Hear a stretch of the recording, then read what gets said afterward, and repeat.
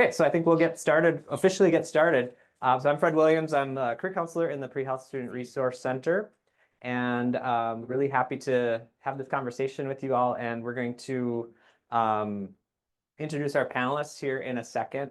And just so we're comfortable with our services, we work with students across our campus.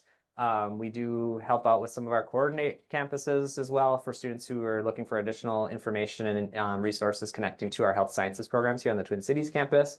Any referral to our office is appropriate, basically. So anytime a student says they're pre-health or they're interested in a very specific health career, please feel free to get them connected with us, and we're happy to help them out no matter what stage of the process they're in. So if they're just getting started early on, exploring careers, we'll happy to take those appointments and talk with them and get them started and moving in the right direction. When they're starting to get a little more in-depth planning in that preparation phase, we also do a lot of extensive work to help them become competitive applicants. And then once they move into the application itself, coaching on the personal statement, working on the application, interview preparation, all kinds of things like that too, to keep them moving forward and everything. So that's kind of a quick overview. So I'll turn it over to our panelists and allow you to introduce yourselves, and then we'll jump right in. So Tricia, you want to start us on the side? I'm Tricia Todd. I'm the director of the Pre-Health Student Resource. And as you will note, I'm kind of the odd duck out. I'm representing the person writing letters, and so I'm excited to have so many people that have so much experience in the audience that can contribute to this conversation as well. I'm Crystal her programs, and I'm the director of admissions on the MD Twin Cities program. Hello, I'm Dan Cheng. I'm director of student recruitment for the School of Public Health. So, come in. And I'm Cassie Teets. I'm the admissions coordinator for the MD program.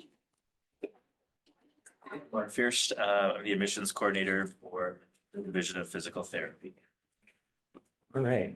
So I think we'll just start with a couple of the basics. So we have our 4 programs represented up here in terms of what they look for with letters of rec. And I would kind of want to speak to that student who's maybe never gone through a process like this before. They hear, I need to get a letter of recommendation, but they don't know maybe what that even means and like all the logistics, what that could entail. So maybe we'll start with Mark on the end and just kind of like, so what would you kind of tell that student to help them out and get them started? Okay, I need a letter of recommendation, and what are some of the things I need to like start asking for and looking for with that letter? Well, I think first of all, it probably comes before that in just who that person is in terms of connecting with faculty, connecting with you as an advisor, making connections. I think that's something coming into undergrad is to have your voice heard, to make connections, to network, all those types of things. And so that's kind of really the first step to getting that good letter of recommendation, is making sure that the person that you're asking actually knows you. And so I think trying to find those people that you've connected with, we'd rather have when we talk about letters of advisors versus faculty members, we'd rather have a letter from an advisor that you have a connection with than from a faculty member that you don't. Now, with that said, we would love if you have made a connection with a faculty member or a research advisor or something like that. But I think the connection's the first thing that you'd want to consider.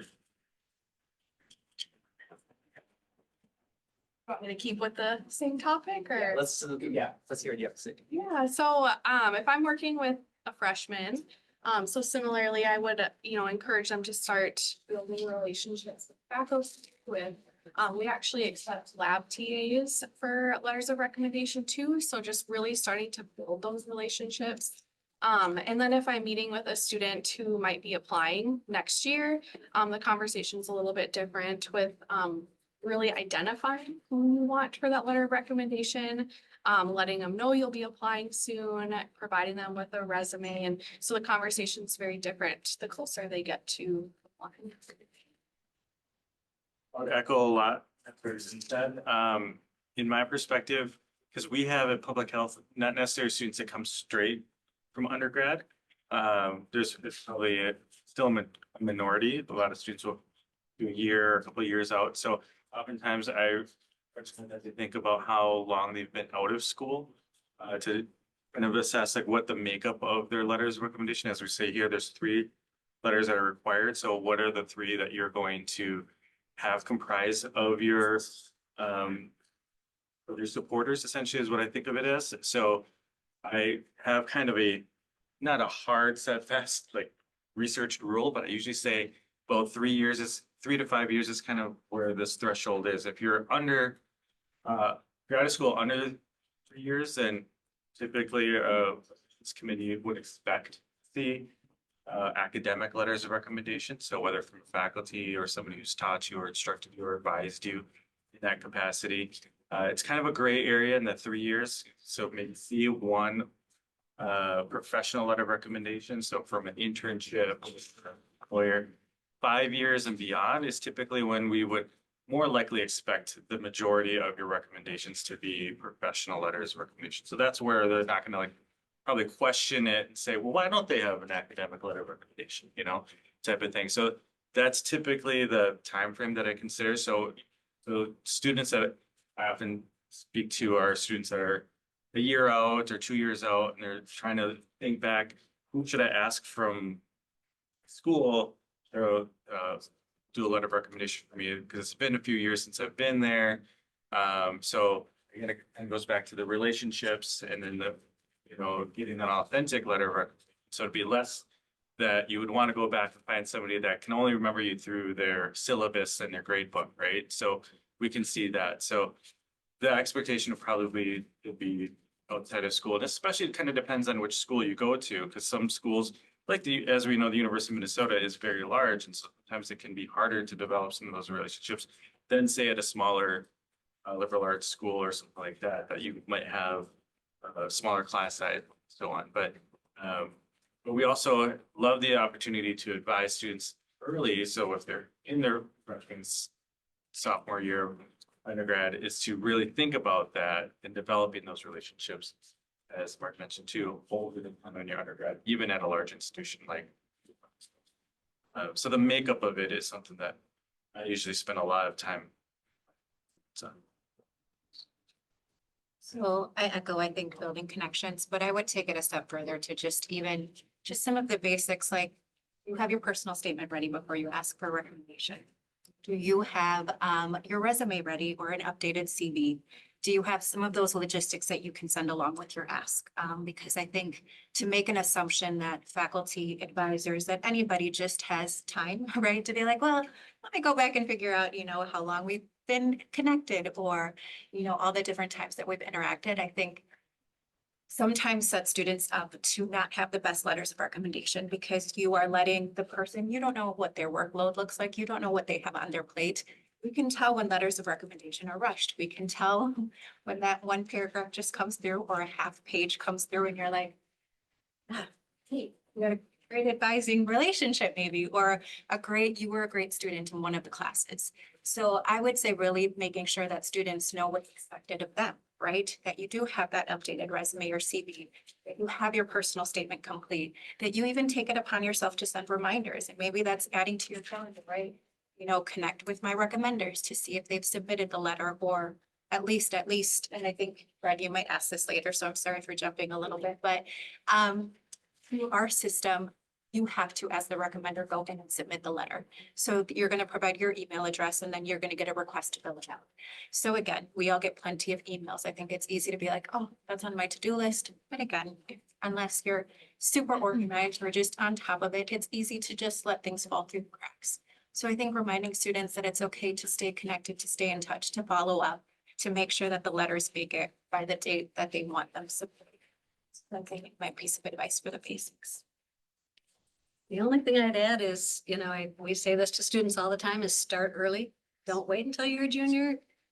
Build those relationships, know the schools you're interested in and know what they're expecting. Because every school has a different set of expectations and you get yourself all the way to submission and realize, oh, I didn't get one from this person and that's what they want. Some schools are really open, some schools are very. Okay, and we're gonna probably shift to the microphone too, just to help with the audio a little bit, but okay, so got a good starting point. So for a student who maybe not even know what letterhead is, like what else can we tell them just to make sure they understand this process? Understand like and we can kind of shift in between as the letter writer perspective and as like the advising students to help them get that letter. Preferred desired length. Yeah, try to start going into some of those details as well. So here. I think I'm gonna let you guys start and if I have anything to add. Sounds good. So I think similar to what's already been said, what I would recommend is at least a page, minimum, single spaced. Ideally, maybe a page and a half. For medical school, it's a little bit different because one, we have a holistic review and we're honest with our students and sharing what competencies we're looking for. And so my recommendation would be to a student that as you're looking for your recommenders, you think to yourself, which competencies do I currently show a weakness in my application? And maybe specifically look for a recommender to fulfill one of those competencies. I also always say, and this is just any student in any program, your letter of recommendation should be an opportunity for people to learn something that they can't learn in other parts of your application. So even as you're thinking about your recommenders, if you've been advising someone and they see you regularly a couple times a week, maybe, I would hope that again, that if you've had a relationship with a student for a significant amount of time, that you can also share some examples of interactions that you've had with a student that demonstrate some qualities or attributes or competencies of why they would make a stellar student in whatever program they're applying to. So that's my 2 cents. Yeah, I think we're going to talk a lot about competencies today and keep integrating that into our conversation. So this is for those of you who have like specific requirements and numbers of letters. Is it ever appropriate to go over that mark, or should they just like, if it's 2 for physical therapy, should they only go for 2, or is it appropriate to add a 3rd or a 4th letter? Well, I will say, so we require 3 letters of recommendation, a minimum, and there's a lot of complicated parts about submission because we also go through a centralized application service known as SOFIS, and that system only requires you to submit 2 letters of recommendation. So a student may think, oh, I got my 2 and I can submit my application. But when it comes to us, we'll be looking for that 3rd letter of recommendation. So there's a little bit of differences between systems and what the program specifically requires. So students do need to pay attention to that. Going beyond the 3 letters of recommendation becomes a question of a student's judgment, I think sometimes, and who they choose to advocate. I mean, we have a lot of people that want to support us in our ventures, but you know, you can go around and ask for 10 letters of recommendation. I'm sure you probably find people that are willing to support you. What we want is to be, one, respectful of the time of the evaluators, but then also put your best foot forward. Who are going to be your best advocates in this? And so who's going to be the best that aligns with, I think, your goals and can, as was mentioned, Crystal mentioned about kind of providing examples. I think of letters of recommendation as a great way to back up the statements that a student is saying in their personal statement. So that's again why I also second the idea of having at least a first draft of a personal statement, because then the recommender can say, oh, you know, in their personal statement, they talk about their leadership qualities and things like that. I can share an example of that from being a faculty member or working with them on a project to back this up. And so so that I think is a big part of it. So technically the system will allow you to submit more recommendations or have submitted. If a student is like, I'm planning on submitting 4, but we only require 3 letters of recommendation. If we get that 3rd, we'll start putting that in the queue so that it gets reviewed right away. And we may not wait for that 4th letter of recommendation. So sometimes it comes down to timing and whether it's in there. So it may not get that 4th recommendation, maybe the one that you really wanted, and it doesn't get, put into the queue because we met the 3rd letter of recommendation requirement. So some things to think about. Students can always follow up with us and say, hey, I want you to, could you hold for that fourth letter of recommendation, which we can do, but then that obviously puts you further back in the queue and getting reviewed. So that's why I also would say it'd be important to think about that composition. So for pharmacy, we require 2 letters of recommendation, but you can submit up to 4. So, our advice is typically if you're maybe between 2 people and you just really can't decide, so you know you have 1 and you maybe have 2 or 3, submit all 3. You could submit all 4. Our biggest thing is that the applicant is choosing folks that know them professionally, can speak to various attributes in their application. So we will review all 4, but similarly, because we only require 2, if an application is complete and both those are there, we will move forward. So the admissions committee may not see those 3rd or 4th letters. So, it just might be too late in the process. So, but if a student is between, they can do 3, they can do 4. We'll look at all of them. So in physical therapy, we require 2. We really don't have anything that states that there's a cap. It just says we require 2. I think the most that I've seen this cycle is 5. If prospective applicants do ask, we do say that our reviewers are only required to read 2. So make sure that you're submitting, strong letters of recommendation in case they only read 2. We can see through Slate, the graduate school admissions platform, how many they've requested and how many are in. So I will, if they've requested 3 and only 2 have come in, I will wait till the 3rd comes in to move them forward. If it goes beyond a week, I send a reminder to the letter writer. If it goes beyond that, then I'll email the applicant and say we're waiting on the 3rd. My advice on doing more than the required is what I'll tell applicants.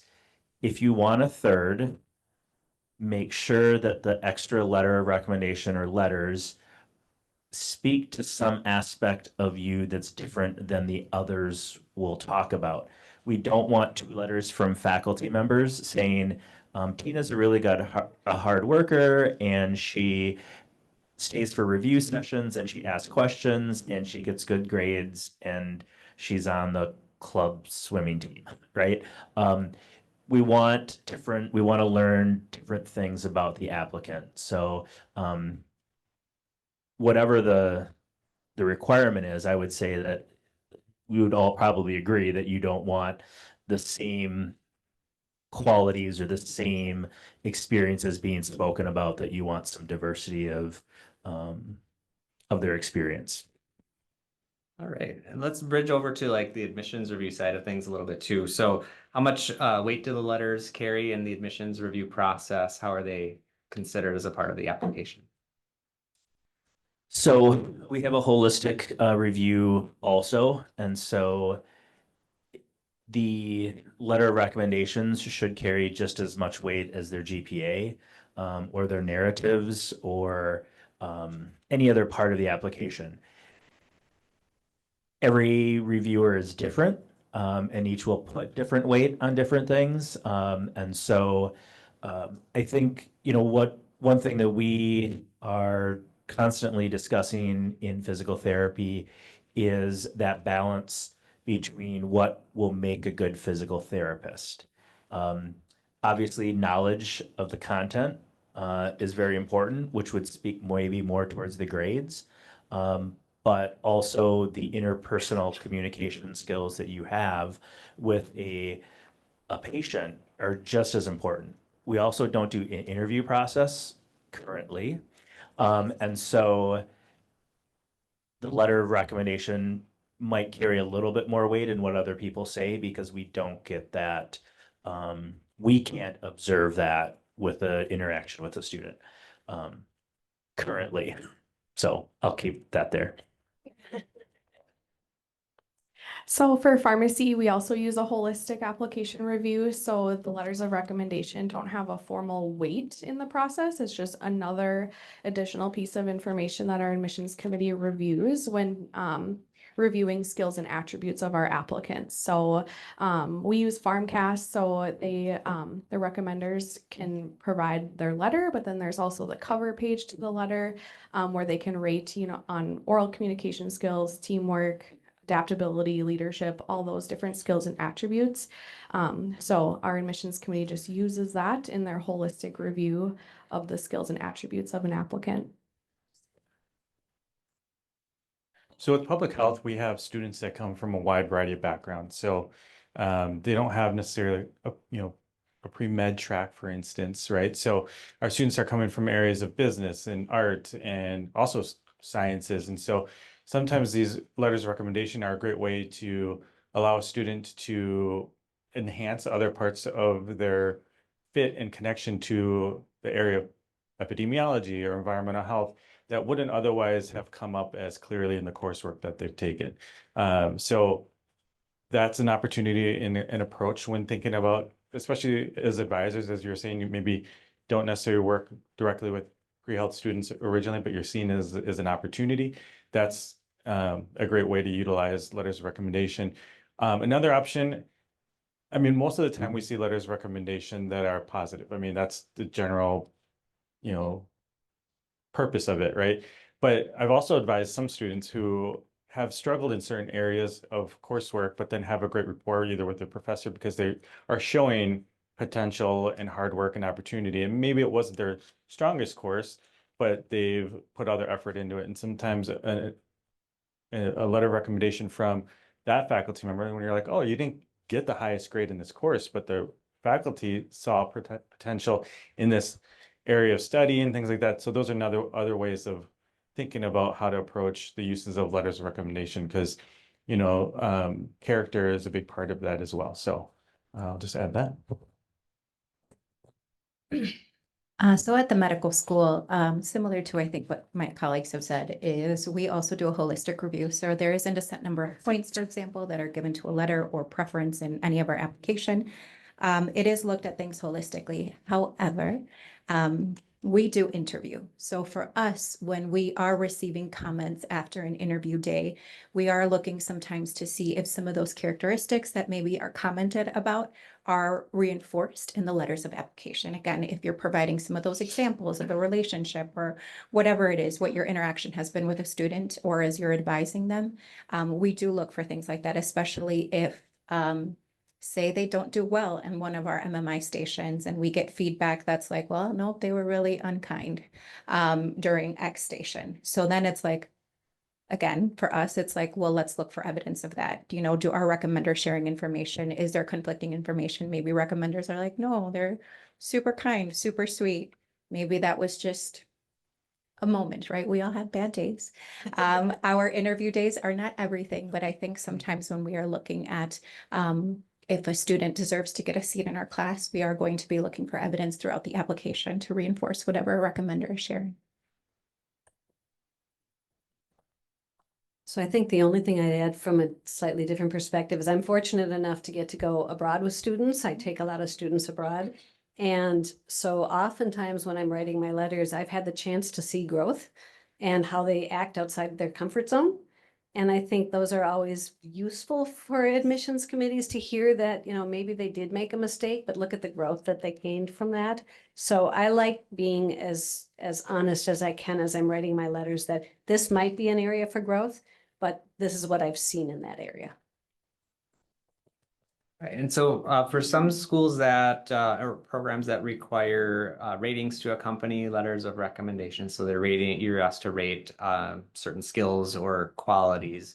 How are those taken into account in the admissions process? And what happens if there are some negative ratings, or kind of building on what Tricia said, if there's ways to incorporate opportunities for growth in that, if you could, any of you speak to that part of the recommender process. So just to add to that, so they have lots of information to go on. How many of you have used a letter rating scale?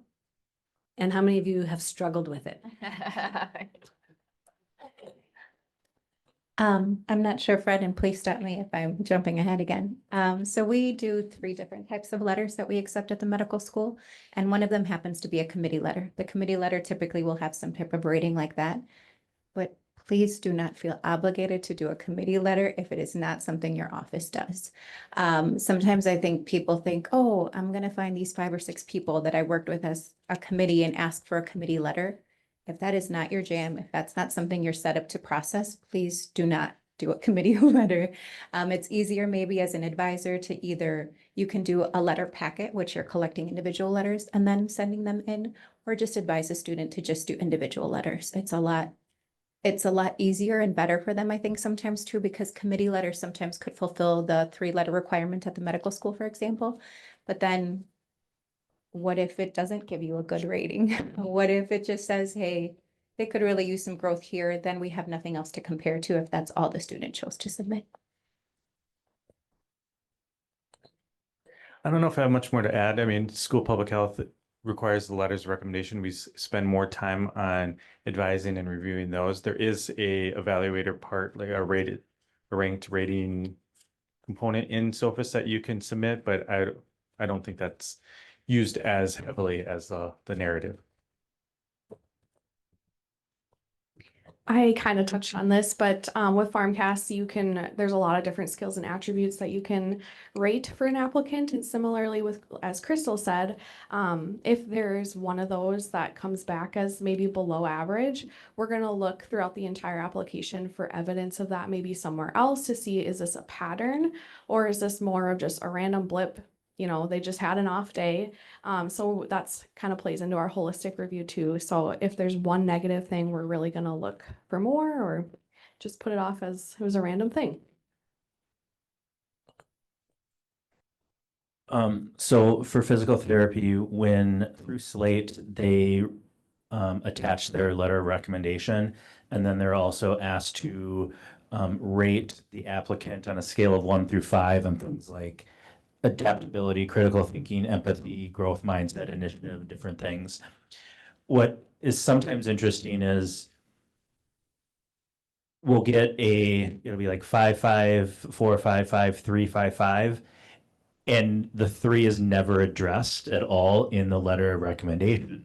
And so then it always makes us wonder, what was it that caused that? And so from a letter writer standpoint, those are things that we would want to know about. Making sure that numbers reflect what's being said. So they do that rating, but then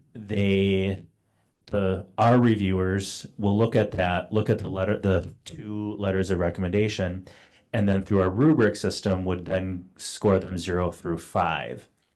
And then those numbers, there's, I think, 5 different sections. So then we add up those numbers to get our overall score. And so that's the logistics of how the scoring works. So you have the letter of recommendation and they score them in those areas, but then it's a completely different score that's given to the overall body of letters.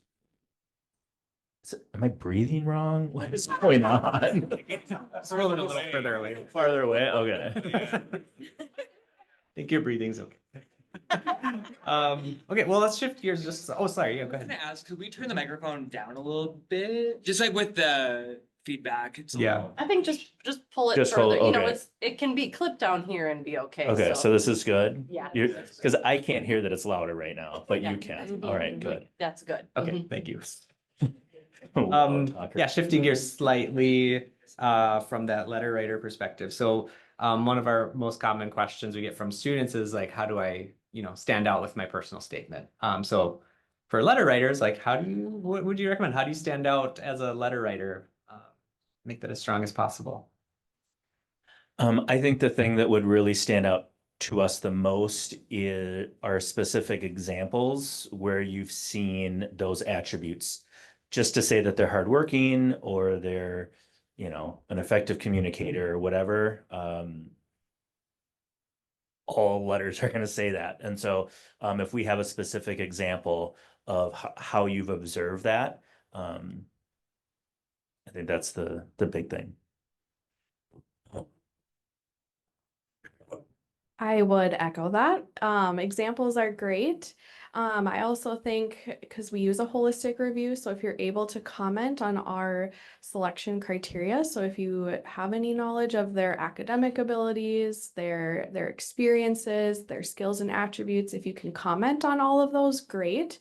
If you don't know those, don't comment on them. We don't we don't want to hear, the basic, yeah, they're a great student. But if you have specific examples within each selection criteria, that can be very helpful for our admissions committee as well.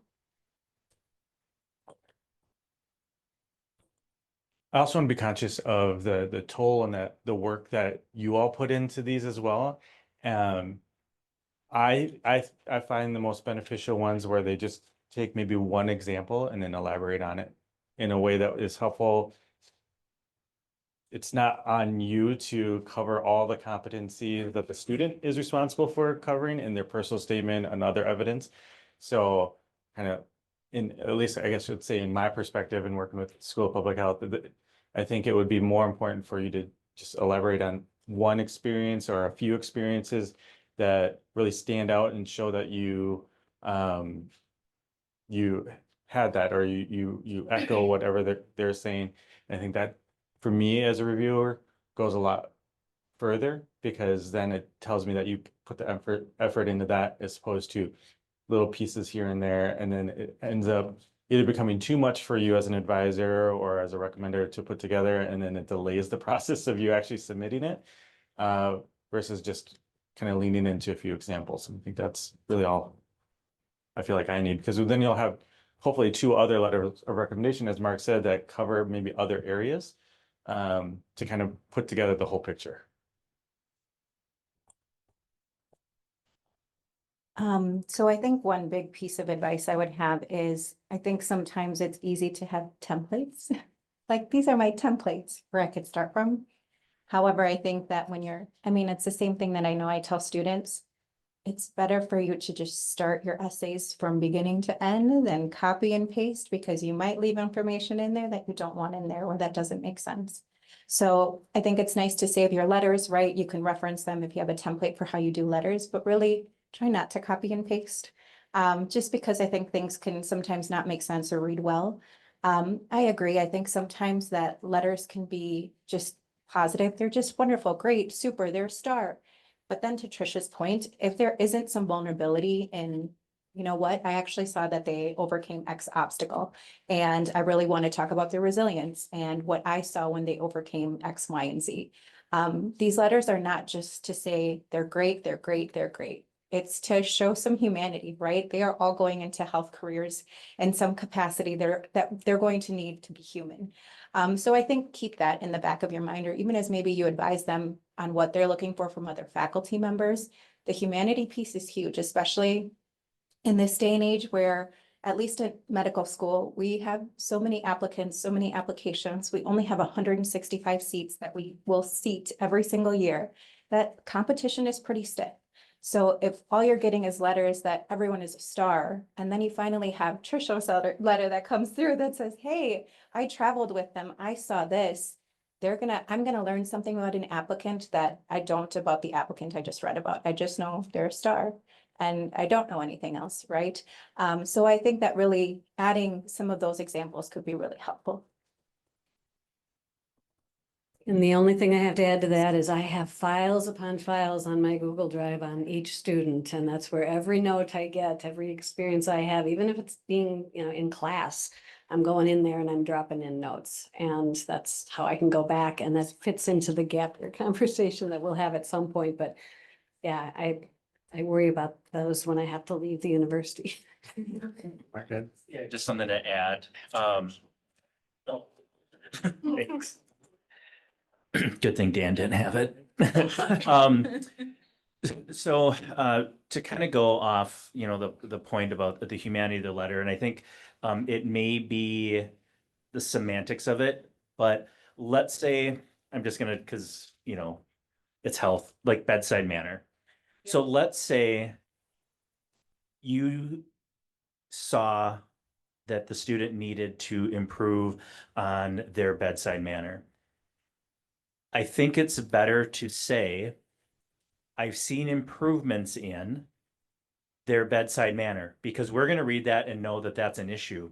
If in the last paragraph you write, they could improve, an area of growth is their bedside manner, now we're going to read that as this is still a big issue, and it becomes a red flag as opposed to a yellow flag of this is something that they can improve upon. And so I just noticed that in reading and just comments, a lot of times it always comes in the last paragraph. An area of growth, and that's not what you want to end with. And then to what Dan was saying about wanting, having multiple letters and each speaking to somebody different. I don't know if this is from a past question or a future question, but one piece of advice maybe to the applicant is when you request that letter of recommendation, say, would you write a letter of recommendation for me? I'm choosing you because we had these experiences. I experienced this type of growth under your mentorship. And you then are shaping what the letter is going to look like, and it's going to talk then about specific things. So I think that would be one way that the applicant could kind of control that narrative a little bit of the narrative. So I think I would just add to that, that they also ask for a strong letter of recommendation in this area versus just a letter. Because I think especially maybe you don't know the student well and you're being asked for the strong letter of recommendation in academic readiness, for example. It's okay to say no. I mean, it's okay to say, hey, I cannot speak to your academic readiness. We've only known each other for 2 weeks or however much time, or maybe you are just their advisor. Sure, you can see their transcript, but do you feel comfortable speaking to their academic readiness? So I'm going to send this back to you guys. Sorry, Fred. So, because I get asked sometimes for letters from students that there's really a red flag in this student. And part of me says, sure, I'll write a letter because I want the admissions committee to know this student comes with some challenges. Is that appropriate? I mean, if I'm being honest, our students waive their right to see their letters. So if Trisha chooses to do that, I mean, we are thanking her because she is then letting us know, hey, the student is coming with some red flags. Again, I think every program is different. I'm not sure if everyone waives their rights as well. But I think that is also something to think about. I think there's also, something great in saying no, and here's why. I only say that because at least in the medical school, we had a student once that they were told no. They created an email address for this faculty member, submitted the letter on behalf of that faculty member. AMCAS told us and did an investigation and then told us, hey, here's what happened. So just an FYI, I think with technology, sometimes as much as it's fantastic, it's also a way for people to be like, all right, you said no. So I'm going to figure out a way to be you and to send a letter on your behalf. I just echo all of that, so. Me too. I don't really have much to add to that, but I think actually the FarmCast application, they have the ability to waive their letters, so they can say yes or no. But yeah, we like to see letters, if there's something that needs to be addressed, we would rather see that in a letter than not. My next question was going to be, when should you say yes to writing the letter? When should you say no? So like they naturally answered that. So like to recap, I think, just making sure you have something specific you can talk about, speak to competencies, utilizing strong examples. That's a great reason to say yes. Saying no when the relationship is not strong enough or underdeveloped and you don't have anything really to back it up. I think we're sometimes as advisors, we're put in a difficult spot because we know their last resort. Do you have any advice in that situation, that specific situation where as an advisor, it's like, if I say no, they can't apply, maybe they can't go forward with their application, even though I know it's going to be maybe a mediocre letter. Well, I got to think about that one, but I wanted to add on to the other piece. If you say no, try to get that to them as soon as possible, because and that's what we advise students, or at least I know I do advise students to ask early, because and then give those maybe bullet points of what they feel that they want to have covered from your perspective. And if you don't feel comfortable doing that, you don't want to write a letter of recommendation, let them know so they can move on to the next person. Because if anything that comes late typically in our application, it's usually a letter of recommendation, because either somebody sat on it too long, the students procrastinated and asking all those kinds of things. And so if you can just tell them, hey, either I don't feel comfortable writing, I don't have the capacity to write it, and that's also reasonable, then just let them know so that they can move on. But I'll let somebody else answer. I was just going to say that, I think sometimes students feel like I didn't make any strong relationships with any faculty. I'm coming to my advisor because maybe they can speak to my academic readiness. And maybe that's an area that I want to highlight because I don't meet the minimum GPA requirement, or my MCAT wasn't strong enough for medical school, et cetera. I would still strongly advise you to sit with a student maybe and brainstorm, okay, what other connections do you have? I'm hoping that most of these students are volunteering, doing some other activities, know people that know them well. I think that, again, because I've heard the majority of the people here say that it's holistic.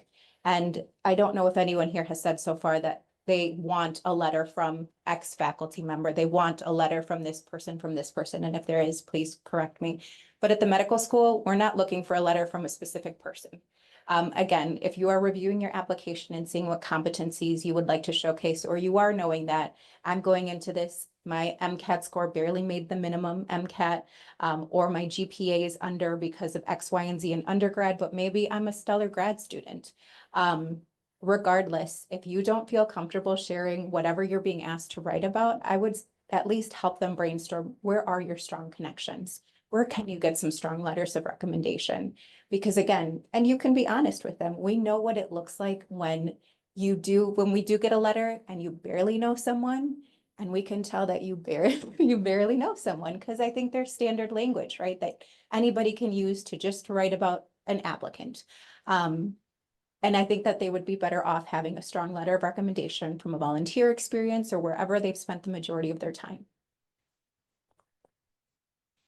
Are there any specific insights that academic advisors or career counselors, pre-health advisors share in their letters from that type of relationship that you've seen work well? I'm processing that because I was going to answer the last question. What was that again? Yeah, any perspectives you feel like an academic advisor or a career counselor or a pre-health advisor could include in their letter that would be important insight or like good kind of a unique perspective add? Yeah. I think from a perspective standpoint,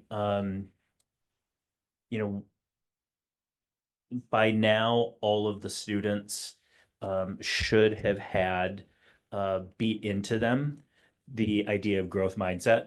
I mean, it's taught in kindergarten.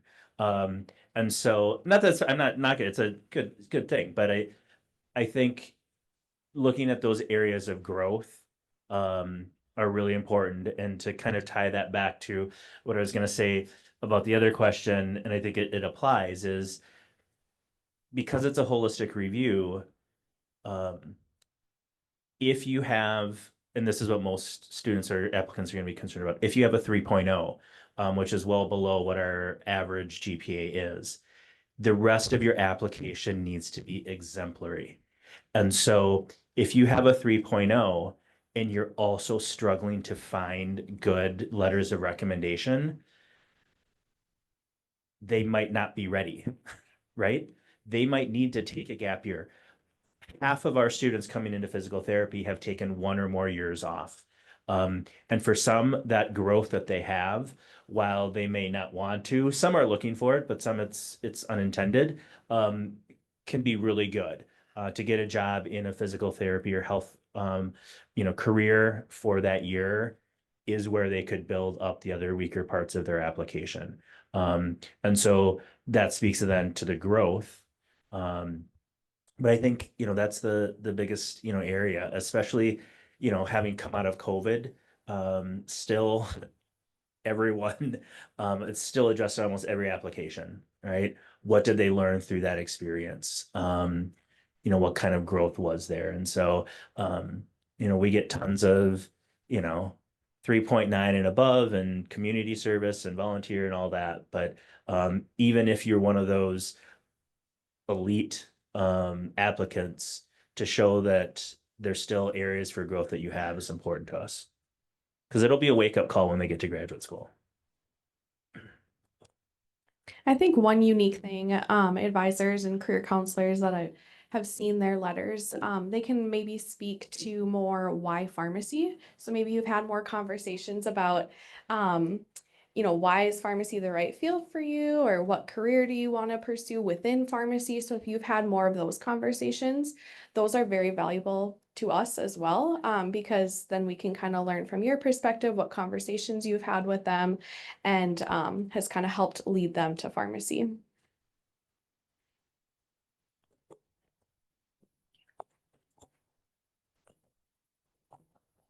I think that one thing that you offer that we can't find, I think sometimes in other applications or applicants or recommenders, is you can tell us what their level of engagement is with you, right? Like, is this someone that only sees you once in a blue moon?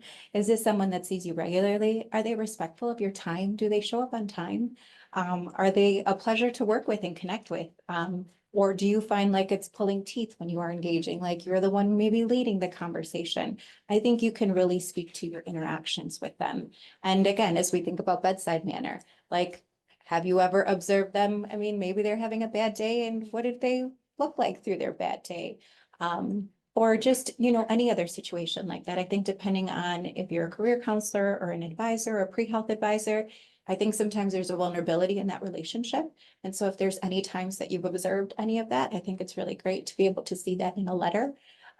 Because again, it's a unique perspective that maybe we wouldn't find from anyone else.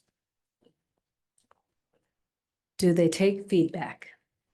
They respond to emails. Those are interactions. It's a low bar. Do they show up at meetings? Well, I think those are little things that people don't think are as important anymore, right? Like, I think that people are just like, oh, whatever. I mean, I even had to ask the other day, I was like, what is the expectation on email response? Because once upon a time, I thought it was like maybe like 1 to 2 days, right? But now I feel like if I don't respond to someone in 15 minutes, like I have sometimes people that are like, hey, I wrote to you this morning, like, where are you? And it's like, I'm so sorry, I was in meetings all morning. But I do think that even just setting those expectations, like what is the norm? Because again, these are going to be students and these are going to be working with patients and et cetera. So and please, someone tell me, what is your expectance for response? 24 hours, 48 hours? 2 to 3 business days. Yeah. 2 to 3 business Thank days. you.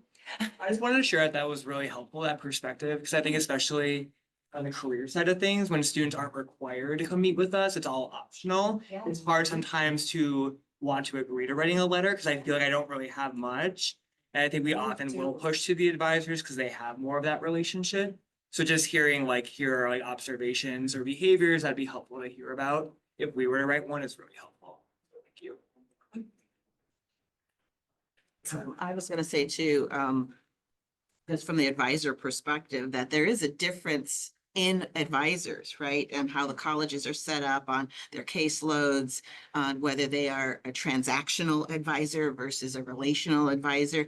And I don't feel like everybody has to write letters of recommendation if their structure doesn't support their ability to be able to have a relationship with the student. But if you are a relational advisor, then those conversations you are having with them, and as you said, the amount of time they come in and all those other little characteristics become very important. And so I just want to give people, you don't have to do letters of recommendation, right? Because there are I've been on a couple other admissions kind of committee things.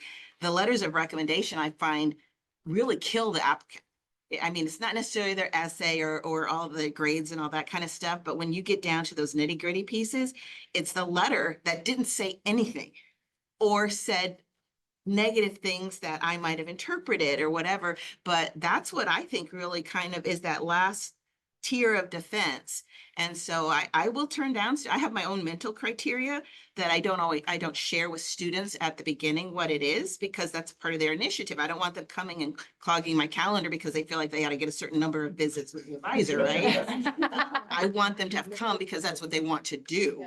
And I had one recently who came and I said, no, you know, this is kind of what I'm looking for. I said no to them and they said, well, I didn't know that. Well, you don't always, when you're doing relationship, you're not sitting there doing a checkbox, right? To click it off. And so that's just, I just wanted to add to that, that it really will vary depending on your advising structure, caseload, and your style, right? That's there. I think and even sharing that in letters, right? Like if you're in advising offices where it's like you are structured to operate a certain way and you're writing this letter based on that, that's helpful for us. Especially knowing, right? Like this is how your office works. So if this is the letter that we're getting for whatever reason, it helps to have that context. So don't underestimate how important those details are too. That actually was another question I had, because I think context for me is always so important, is how much context do you want in these letters and what do you want it to look like? I mean, I think it's up to you, right? Like, how much would you like to write? I think at least being able to provide enough context. If your scenario maybe that you're talking about is complex, context is fantastic. If you are writing about multiple examples, let's say, and that's where you'd really like to highlight your letter, then maybe just a little bit of context is appropriate versus, you know, a lengthy part. I think that, being that we are now more virtual or more hybrid, or we're not necessarily in person a lot, I think context is so, so important.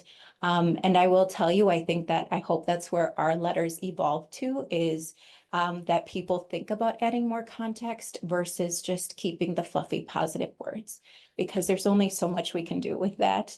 And then we start to look for things in other places, right? If we truly didn't get any information from letters of recommendation, like Dr. T mentioned, that there is just, we are going to start combing through that application to get the information that we're looking for, or to see, right? Like we're not seeing critical thinking in the application. There was no mention of it anywhere. We are really going to start to look. And again, this is maybe sometimes too, where we'll say, all right, that's it with this applicant. Like we tried, we looked, we have to move on. Because again, we only also have so much time as reviewers to review applications. We're going to be shifting our process a little bit too as we change to the addition of St. Cloud. But with that, I think time for reviewing each part of the application is only going to become, I think, more limited. So just kind of an FYI. That's why we specifically chose to narrow down to only 3 letters of recommendation. We used to get 10 letters.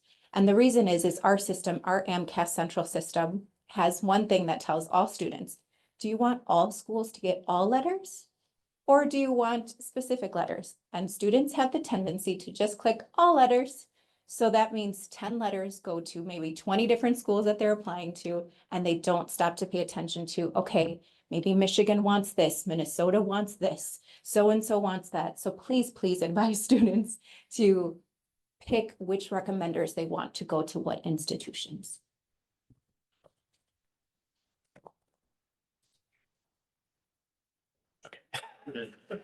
Okay, time for like one more question, I think so. So Give them rock, paper, scissors. this feels like a lot of hidden curriculum for students, and it is like, yes, partly our job to advise and help coach them on this. But I know, like, I found the AAMC has like a recommendation writer page kind of geared towards the writers, but there's a lot of folks not in this room who write letters. So I'm curious, like, where else can students get this information? Do you cover it in your information sessions so they can talk to their letter writers? Or do some of you all also have your own websites that provide more coaching on what should be in those letters that they can give to the writers? I think AMCAS just provides, so they have a very fantastic like applicant guide where it's like, hey, as you're going through your applications, things to consider. I think that's just their advice based on when we go to central meetings and we all have conversations and we all say, hey, here's what we're seeing. However, every single school still has a list of like, hey, here's our information on letters of recommendation. We cover it as part of our info sessions. We sometimes will have separate individual sessions, pre-health. We oftentimes send them to the pre-health resource center, especially if they're a current student here, to get some additional information or to look at their website and their resources. We constantly tell people to look at any pre-health office that they have access to their resources, to the AAMC for their resources. Also, just spend some time Googling. I mean, it used to be a thing when I was still an undergrad. If I couldn't figure something out, I would Google it to try to figure out what the best way to figure out how to do a mail merge was at the time. So I think sometimes there is that students are coming to us to give them the perfect answer. And what I would love is for them to do their own research and to figure out what works for them. Like I've gone to, the other thing that we have at the medical school as well is we have the MSAR, so the medical school admissions requirement page, where they can go and see what the requirements are for all schools. All schools are required to put additional information there too. So if they don't want to go to multiple people's sites, they can just go to that tool to see what all schools are looking for. I will just add, that I forgot what I was gonna add. We offer, virtual application webinars. So, typically in the fall, monthly, it's a Monday through Friday of different parts of the application. So we do cover letters of recommendation. So we know we're speaking majority to students to give them the guidance of asking early and all this stuff that we've just talked about, but then also personal statements and resumes and just how to present themselves in a way that would be helpful. So we don't have anything more than that on our website, but we do encourage students to attend one of our webinars. We also host a lot of pharmacy preview day events, virtual events, info sessions, a lot of great things for our applicants. But our website also has a lot of information about letters of recommendation, evaluations. We also have an evaluator's guide for recommendations. So it's for you, for letter writers. So we have like pretty much everything we've talked about here is on there. So it's on our website. And then also FarmCasts, we have, so when applicants are applying, there's detailed information on FarmCasts and all those resources as well. We have the info sessions as well for students or applicants to learn about the admissions process, including the letters of recommendation. On Slate, for letter writers, there are guides, links to help with letter writing. But I would go back to just again showing the initiative of doing some of the work on your own. And other than some of the logistical things, I think we pretty much have all agreed on almost everything. So it shouldn't be a surprise to them about how to go through the process, how to develop relationships, how to, the information is out there. And I get maybe 5 questions out of, 200 plus 230 applications that might ask about the letter recommendation. And so that tells me, and, maybe it's because you guys are doing such a great job, but it tells me that like, they're getting it done. And so, if that started to creep up where we're getting 20, 30 questions, then it shows that, okay, we're not doing something right on our end to help with that. And so it does kind of reinforce to me that the vast majority of students are getting the support that they need from you or from Google, or from ChatGPT. And so, yeah. Oh. I'm just gonna add one more thing that we also have letter writing information on our website for both the students and for the letter writers, that it's going to be updated this year as well. But I agree, go out there and search and find things, but find reliable sources, because I cannot tell you how many times I have students that email me and say, I read this, and is this true? And it's like, well, you read it on, I'm not gonna say the name of the website. I was gonna say, we should, Trisha, don't follow student doctrine. Yeah. Yeah. And so helping them, I mean, we start early in the future physician course talking about how to build the networks, how to find the resources, all of that information. But they still seem to find the wrong stuff. And so asking you guys. I say, ask them, and if they don't know, they'll ask us. So just trying to get them so they're thinking about where they're getting their information from. Yes. On that note, we'll bring it close to our panel. So I did want to say that we will be resource sharing information that from our colleagues here. Mark's got even a sample letter of recommendation that we'll include in that packet of info, virtual packet of info that we'll send you. So just wanted to say thank you to our panelists and thank you for you all for attending and had a great conversation today.